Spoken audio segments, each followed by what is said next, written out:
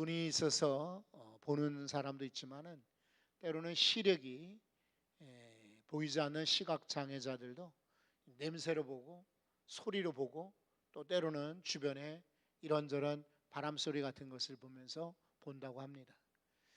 감사하게도 우리는 보면서 사는데 사람이 무엇을 보느냐에 따라 그 인생이 달라지게 되어 있습니다. 프랑스의 유명한 그런 시인이 있습니다. 크리스티앙 보뱅이라고 하는, 여기 이제 사진에 나오는 인물입니다. 아직도 생존하고 있고 시골 마을에서 시집과 에세이집을 내어서 유명한 그런 시인입니다. 우리나라에도 책이 몇 권 번역이 되어 있습니다. 이 보뱅이라는 사람이 말하기를 사람들이 보는 그것은 바로 그 사람의 참 모습이다 라고 말하고 있습니다. 그러니까 우리가 말로 나는 이런 사람이요 라고 말할 필요가 없는 거죠. 그 사람이 뭐에 주목하느냐, 뭐를 주시하느냐에 따라서 그 사람의 모습이 드러나는 것이죠. 길거리에 이렇게 수레를 끌고 지나가는 할머니가 있습니다. 근데 그 할머니의 시선을 쫓아가다 보면은 그 할머니는 다른 거 보지 않습니다. 전신주 아래 혹은 상가에 놓여 있는 박스나 폐지들을 보게 됩니다. 왜냐하면 이분은 그 폐지를 줍는 분이기 때문에 그렇습니다. 여러분, 장사하는 사람들 보면은 손님들을 주목하게 됩니다. 저분은 우리 매장에 와서 과연 돈을 지불하고 물건을 살 뿐인가 보게 되죠. 때로 운전하는 분들은, 여러분 중에도 아마 운전하는 분들이 계시겠지만은 신호등을 주의해서 보아야 됩니다. 잘못 보고 멈춘 신호에 그냥 출발하게 되면은 사고가 날 수가 있습니다. 군인들, 요즘에 군인들이 월북자 때문에 말이 많죠. 경계선에 이렇게 서 있는 보초병들은 철조망들을 주시해야 됩니다. 내가 경계하는 범위가 얼마든지 간에 이거 내가 책임지고 혹시라도 침투하는 적들을 막아야 된다, 주시하게 돼 있어요. 그게 군인이에요. 젊은 사람들은 이성들에게 아무래도 주목하게 되겠죠. 저 사람은 내 친구 되면 어떨까? 나 저 사람과 사귀고 싶다. 이렇게 자기들이 어떤 생각하고 있느냐가 눈으로 드러나는 거예요. 그러니까 돈을 좋아하는 사람들은 돈을 바라보게 돼요. 도박을 좋아하는 사람들은 그만 이 도박장들만 보이는 거예요. 헤어 디자이너들은 사람들을 바라볼 때 다른 데를 보는 게 아니라 머리를 본다고 합니다. 구두를 만드는 사람들은 다른 누구보다 아마 발끝을 바라보게 될 것입니다. 자기가 무엇을 보느냐에 따라서 그것이 나중에 습관이 되고 행동이 되고 그리고 그 인생이 되게 되어 있습니다. 사랑하는 성도 여러분, 여러분들은 물론 세상에 사니까 세상도 보셔야 돼요. 뉴스도 보셔야 되고요. 그러나 하나님 말씀을 더 가까이, 더 하나님 말씀을 주시하고 가끔 아니라 매일같이 하나님 말씀을 주목하여 보실 수 있기를 바랍니다. 오늘은 세 가지 시선을 말씀을 드리려고 해요. 세례 요한이 뭘 보느냐 하는 거예요. 그리고 그 당시 무리들, 이스라엘 사람들은 뭘 보았을까? 그리고 세 번째는 우리 주님은 과연 무엇을 보시는가? 이 부분을 여러분과 함께 나누려고 합니다. 그러면 세례 요한은 지금 상황이 어떠냐면 옥에 갇혀 있어요. 세례 요한이 원래 요단강가에서 세례를 주고, 그래서 원래 이름은 요한이지만 그 앞에 세례자라는 이름이 붙어가지고 세례 요한이라고 별칭 부르는 거죠. 그런데 이 사람이 그 당시 왕이 있었는데 헤롯 안티파스라고 하는 왕이에요. 이 왕이 아버지 헤롯 대왕과 함께 두 번째 왕이 되었는데 아주 인기가 없어요. 그러다 보니까 인기를 만회하려고 여러 가지 노력을 하는 아버지를 꼭 빼닮은 둘째 아들이 이 헤롯 안티파스였어요. 예수님이 결국 이 사람에게도 신문당하고 십자가에 달려 돌아가시기도 한 사람이 이 헤롯 안티파스예요. 이 사람은 갈릴리 지역하고 그리고 이 베레아 지역을 담당하고 있는, 옛날의 왕들을 이렇게 저렇게 나라를 쪼개어서 한 왕이 다스리지 못하도록 로마 정부가 일부러 권력을 분산시킨 거예요. 그런데 이 헤로드 안티파스가 어떤 짓을 했냐면 자기의 이복 동생이 빌립이에요. 그런데 그 빌립의 아내 헤로디아가 이뻤거든. 그러니까 그만 동생의 아내인데도 불구하고 자기 부인으로 삼아버렸어요. 근데 이 헤로디아라는 여자는 아주 간교한 여자인 거예요. 자기 남편인 빌립은 약하고 힘이 없어요. 그러니까 도리어 이 안티파스, 권력 있는 힘 있는 왕의 부인이 되는 게 좋겠다 해가지고 살짝 달라붙어 버렸어요. 그러니까 세례 요한이 이걸 참지 못하고 공격한 겁니다. 왕이시여, 이거 동생의 이복 동생이랄지라도 동생의 아내를 취하는 것은 왕으로서 도덕적으로 잘못된 겁니다. 이거 강간죄예요. 근신상간입니다. 이러면서 고발을 하죠. 그러니까 안티파스는 굉장히 마음이 불편하겠죠. 그런데도 이 세례 요한을 함부로 어떻게 할 수가 없어요. 왜냐하면 백성들이 존경하거니와 이 사람이 하는 말이 사실은 마음에 찔리는 말이기 때문에 그래요. 그 대신 그 부인 되었던 헤로디아는 이 세례 요한을 막 죽일 원수처럼 생각한 거예요. 저 사람이 우리의 행복한 결혼을 막는다. 저 사람 때문에 우리의 소문이 나빠졌다. 왕궁이 뒤숭숭해졌다. 이래서 세례 요한을 잡아 죽이자고 합니다. 부인이 늦게 얻은 이 부인이 자꾸만 충동질하니까 일단 감옥에는 가둬놨어요. 근데 죽이지는 못하고 그냥 놔둔 거지요. 그런데 역사학자들, 성경 역사학자들 이야기 들어보면은 이 세례 요한이 들어간 이 감옥은 예루살렘이 아니고 사해 동쪽에 있는 높은 언덕 위에 절벽으로 둘러싸이는 곳에 요새 같은 감옥이라고 그랬어요. 거기서는 창이 조금 있는데 그냥 하늘 허공만 보여요. 이렇게 발로 발돋움 해가지고 아마 내려다본다 할지라도 광야, 산만 보이는, 절벽만 보이는 그런 아주 황량한 광야 감옥에 갇혀 있는 거예요. 그런데 이 사람이 마침 제자들이 찾아온 거지요. 와가지고 선생님, 예수께서 이러이러한 일들을 합니다 라는 이야기를 해주는 거예요. 그때 세례 요한의 마음속에 혼란이 들었어요. 지금 자기는 감옥에 있으니까 답답하기도 하죠. 사방이 다 막혀 있으니 언제 구출될 거라는, 석방될 거라는 희망도 보이지 않죠. 재판도 없이 끌려왔으니까. 그리고 어쩌면 죽을지도 모른다는 그런 공포심이 있겠죠. 게다가 제자들이 와서 예수라는 분이 선생님 말씀하신 그 선지자요, 대단히 놀라운 일을 하는데 이런 얘기를 들려주니까 세례 요한의 마음이 어떠겠어요?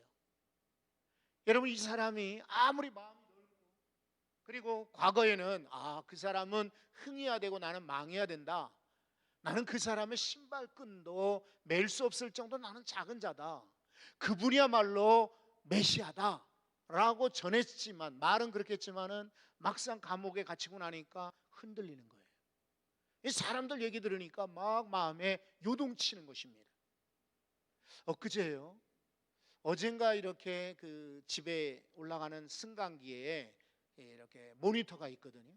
그 모니터 아래에 가끔 관리사무소의 공지사항도 있지만은 뉴스가 나와요. 그 뉴스에 맨 아랫단에 보니까 배구 선수, 여자 배구 선수가 죽었다라고 이렇게 한 줄 뉴스로 나와요. 집에 와서 이 사람이 왜 죽었을까? 배구 선수 같으면 건강할 텐데 25밖에 안 된 아가씨인데 죽었더라고요. 왜 죽었는가? 뉴스를 보니까요, 이 사람이 선수랄지라도, 국가대표 선수, 뭐 현대 선수랄지라도 그냥 늘 잘할 수는 없잖아요. 철인이 아닌 이상. 그게 이제 공격을 잘 못하고 수비도 못하고 막 이러다 보니까 성적이 떨어지는 거예요. 팬들이 막 공격한 거예요. 악플을 달았대요. 너는 연봉 그렇게 많이 받고 왜 이렇게 운동을 못하니? 왜 시합을 못하니? 이런데 막 시달렸던 거죠. 그래서 이미 탈퇴. 3월 달에는 자기가 나 배구 선수 안 할래요, 프로배구 그 협회에다가 사표를 내었대요.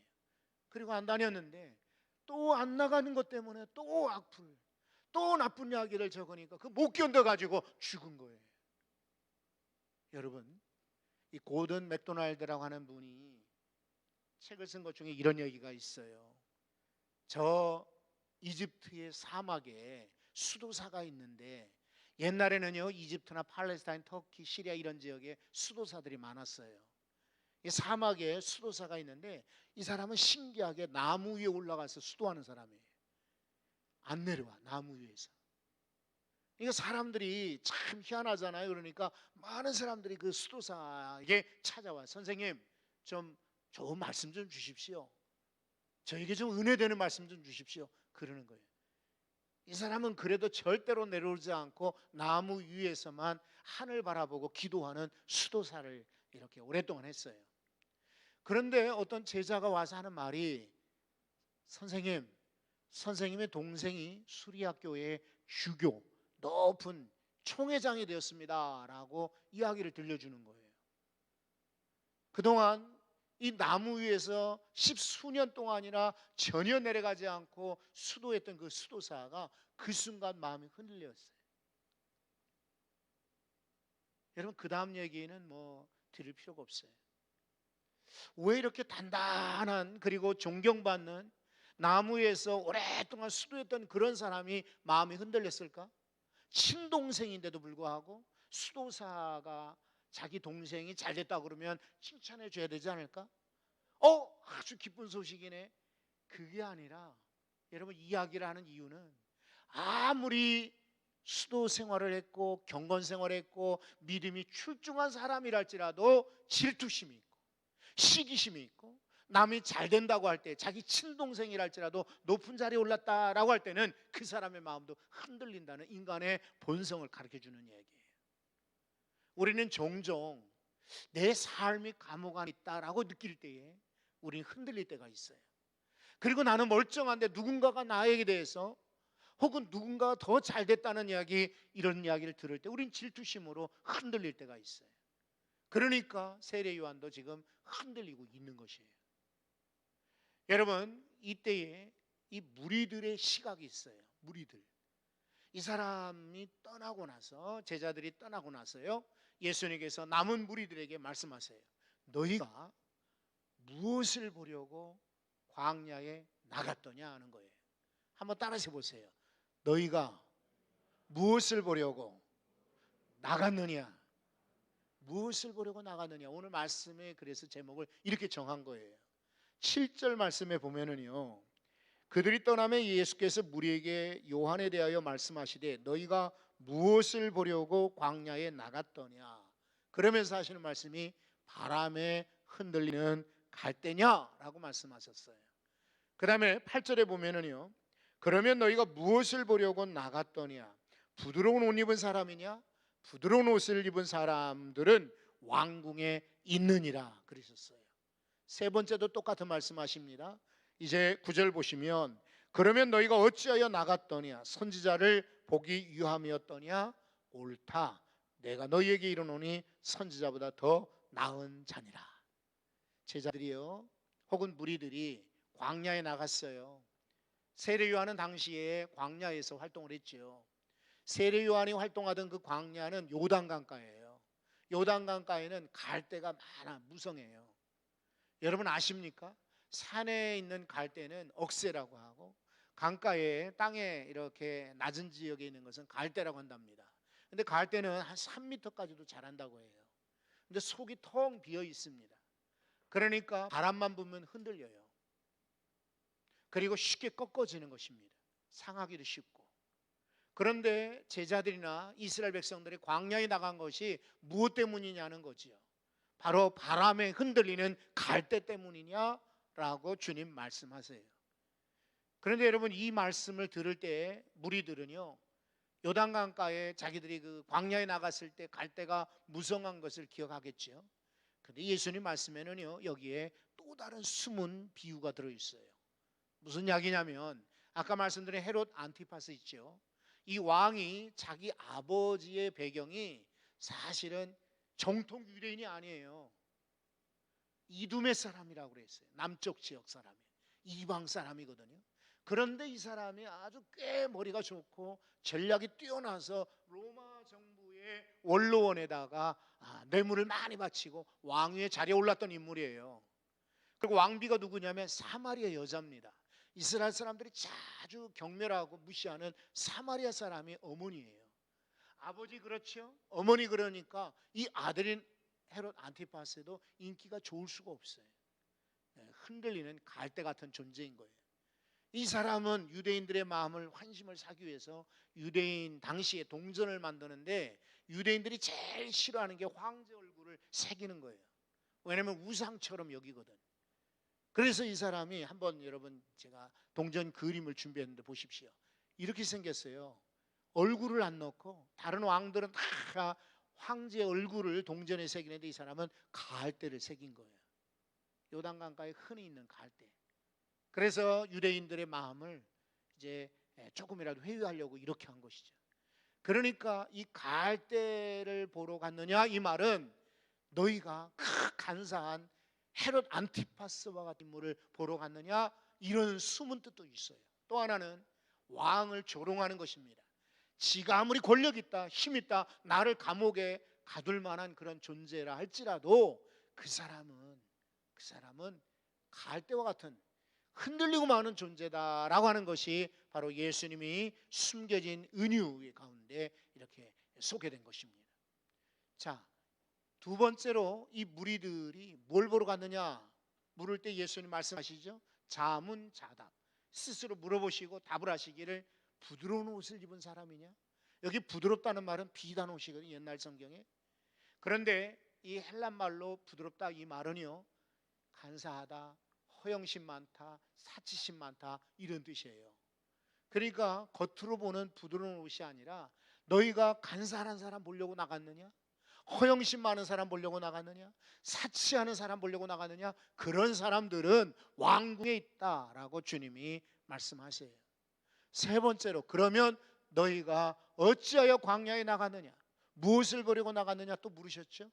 선지자느냐. 그때야 예수님은 옳다라고 인정을 해 주십니다. 맞아.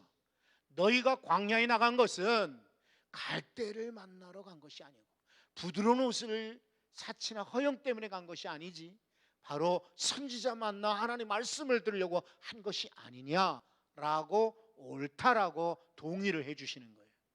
여러분도 마찬가지예요. 교회 나오실 때 무엇 때문에 나오셨어요? 사람 만나려고요? 여기 시원하니까 여기 이런 것이 아니라 말씀 들으려고 나오신 줄로 믿습니다. 그리고요 예수님께서 말씀하세요. 세례 요한을 칭찬해 주시는 거예요. 세례 요한 그 사람이야말로 선지자보다 낫다. 사실은 세례 요한은 별거 아니죠. 더 훌륭한 선지자 엘리사 같은 죽은 사람도 살렸던 선자가 많지 않습니까? 모세 같은 선자도 있는데요. 근데 왜 이 세례 요한을 칭찬하느냐? 지금 감옥에 있기 때문에 칭찬하는 게 아니라 바로 예수님을 직접 간증하고 소개했던 인물이기 때문에 칭찬하시는 거예요. 그렇다면 여러분 이제 예수님은 시선, 보심이 어디에 있느냐? 첫째는요, 여러분 잘 보세요. 예수님의 시선, 우리 시선이 돼야 돼요. 예수님 보시는데 우리도 주목하셔야 돼요. 그러니 오늘 말씀 가운데 예수님 무엇을 보셨는가를 여러분도 주목하여 잘 들으셔야 돼요.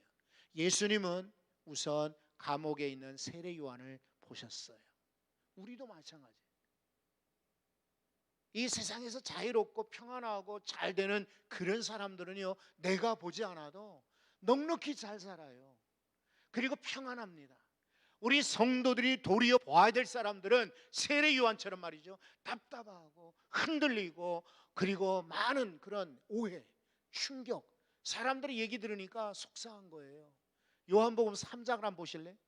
요한복음 3장 26절. 그들이 요한에게 가서 이르되 라비오, 선생님과 함께 요단강 저편에 있더니 곧 선생님이 증언하시더니가 세례를 베풀매. 그 다음 구절 한번 읽어보세요. 마지막 단에 사람이 다 그에게로 가더이다. 여러분 이 제자들이 지금 뭐라고 하냐면 선생님이 증언하던 그분 있잖아요. 요단강가에서 선생님이 세례 주었던 그분, 선생님께 나와서 세례 주십시오 했던 그 사람이 지금은 세례를 주고 있는데 사람들이 다 그에게로 가더이다 그러는 거예요. 이런 얘기 들을 때 여러분 같으면 어떡할까요? 우리가 세례 요한 같은 사람이 왜 흔들릴까라고 오해하기 쉽지만은 사람들은 순간순간 이런 얘기 들을 때 마음이 흔들리게 돼 있어요. 예전엔 그 사람들이 전부 광야에 자기에게로 오더니 아직 옥에 갇히기 전이었어요. 그럼에도 불구하고 지금은 사람들이 다 그에게로 가더이다. 주변 사람들이 이런 얘기를 전해줄 때에 세례 요한의 마음이 썩 유쾌하지 않았을 거예요. 질투심이죠.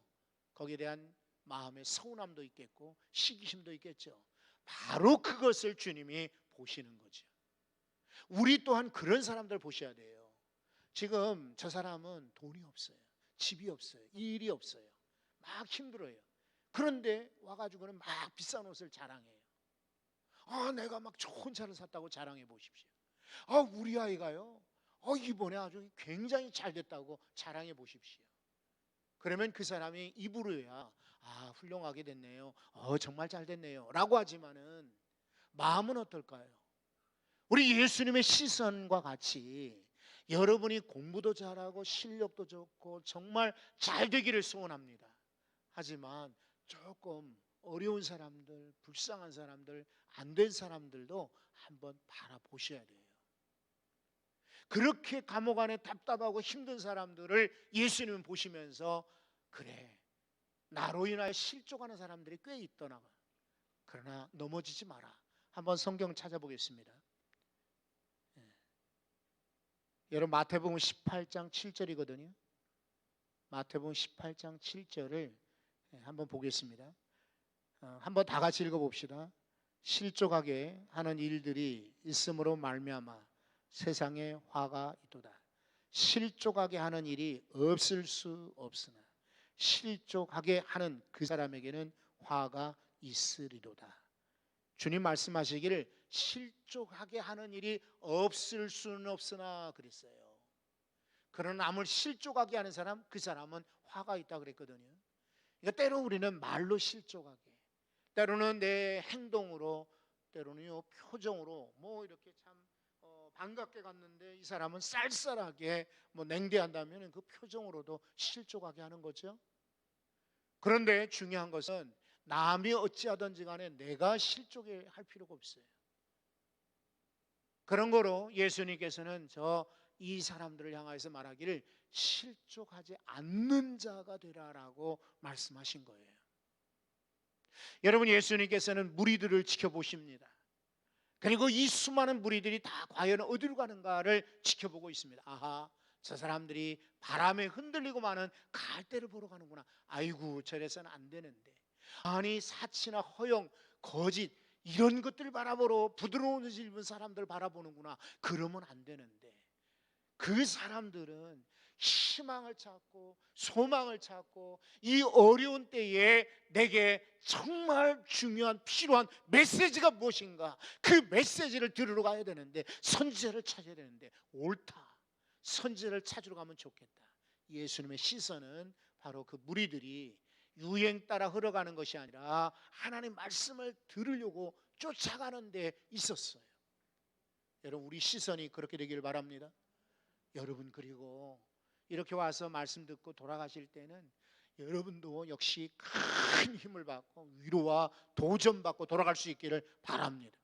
와가지고 옆에 사람 때문에 시험 들고 성가대 앉았다 시험 들고 교사하다가 시험 들고 친구 때문에 시험 들고 성도 때문에 시험 들 필요 없어요.